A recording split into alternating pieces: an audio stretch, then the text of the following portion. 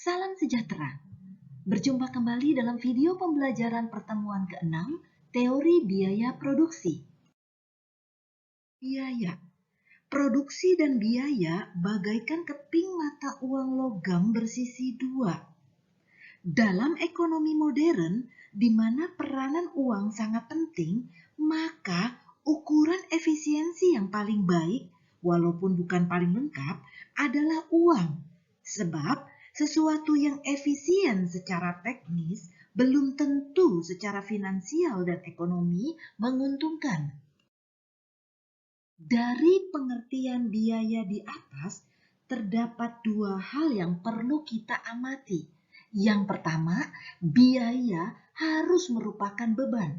Yang kedua, biaya secara implisit mengandung pengertian efisiensi. Mari kita bahas satu persatu. Yang pertama, biaya harus merupakan beban. Ilmu ekonomi tidak mensyaratkan bahwa biaya itu harus merupakan pengeluaran atau expenditures yang merupakan biaya eksplisit. Pada contoh pembelian mesin, memang sebelumnya telah dikeluarkan uang yang diinvestasikan dalam bentuk mesin.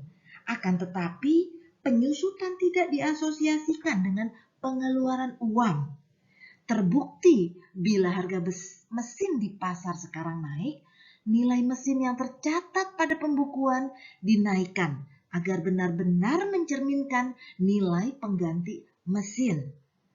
Kenaikan jumlah penyusutan jelas tidak ada hubungannya dengan pengeluaran yang lalu atau sifatnya historis untuk mesin. Namun demikian, penyusutan mesin dimasukkan sebagai biaya karena ia adalah beban. Kemudian dilihat dari contoh lain, yaitu gaji yang dibayarkan kepada pemilik perusahaan. Nah, gejala-gejala ini banyak terdapat pada perusahaan-perusahaan kecil. Yang kedua, biaya secara implisit mengandung pengertian efisiensi. Kita lihat contoh pungutan liar. Dilihat dari jangka pendek, keharusan ini tidak dapat dihindarkan, sehingga termasuk biaya bagi pengusaha yang beroperasi di negara tersebut. Akan tetapi, dalam jangka panjang, uang pungutan liar dapat dihapuskan atau dikurangi, sehingga mungkin dalam jangka panjang uang pungutan liar bukan lagi sebagai biaya. Jika dibayar juga, maka hal itu merupakan suatu pemborosan. Biaya variabel adalah biaya yang dipengaruhi oleh volume kegiatan. Sedangkan biaya tetap adalah biaya yang tidak dipengaruhi oleh volume kegiatan. Cash out of pocket, yaitu biaya tetap yang harus dikeluarkan dari kantong setiap periode yang sifatnya tidak dapat ditunda. Misalnya, gaji pimpinan puncak. Sedangkan uncash out of pocket yaitu biaya tetap yang pembebanannya dalam periode tertentu dapat ditunda, misalnya depresiasi atau penyusutan. Dalam menghitung biaya produksi, perusahaan juga harus memperhatikan biaya peluang atau opportunity cost.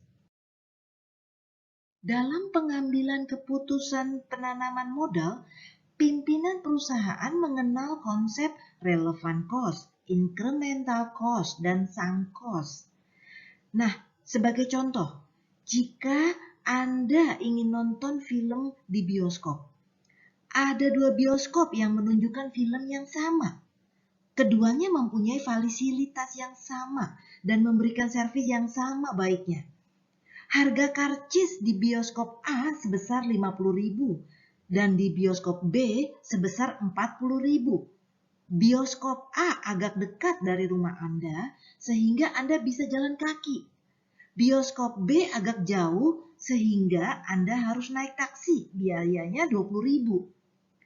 Dari keterangan di atas, maka dengan asumsi bahwa faktor-faktor lain semua sama, Biaya relevan untuk bioskop A adalah 50.000, sedangkan bioskop B 60.000. Anda tentu akan memilih bioskop A.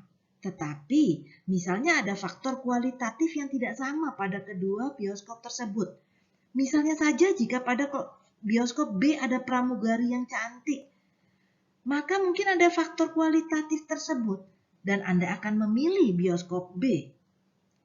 Biaya batas marginal cost menghubungkan perubahan dalam biaya total akibat perubahan satu unit dalam output.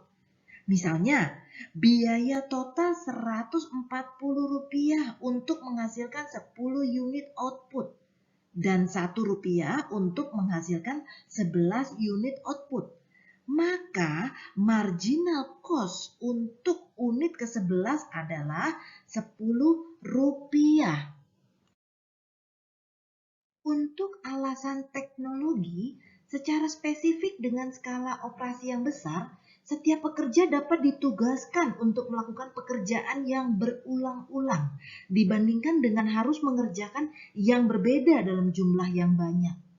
Hal ini dapat meningkatkan keahlian dan menghindari kerugian waktu dalam pergerakan dari mesin yang satu ke mesin yang lainnya. Yang kedua, alasan keuangan. Perusahaan besar untuk mendapatkan dana dengan biaya yang murah biasanya menjual obligasi dan saham, juga pinjaman dari bank dengan tingkat bunga yang lebih rendah dibandingkan dengan perusahaan kecil. Perusahaan juga dapat mencapai skala ekonomis atau biaya yang menurun dalam melakukan promosi. Untuk seluruh alasan teknologi dan keuangan ini, kurva biaya rata-rata jangka pendek dan jangka panjang dari perusahaan cenderung menurun sejalan dengan ekspansi perusahaan. Demikianlah video pembelajaran pertemuan ke-6. Terima kasih atas perhatiannya dan sampai bertemu di video pembelajaran berikutnya.